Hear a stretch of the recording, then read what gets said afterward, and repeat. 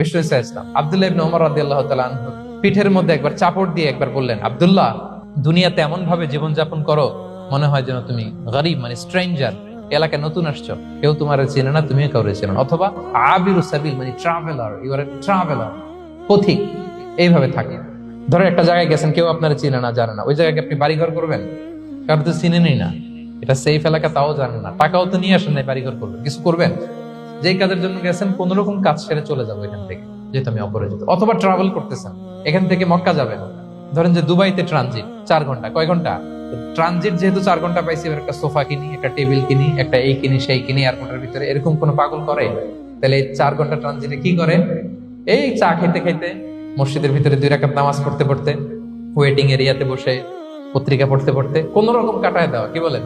নাকি ওইখানে সোফা টোফা, বাড়ি ঘর, এটা সেটা কিনা শুরু করেন 4 ঘন্টার জন্য?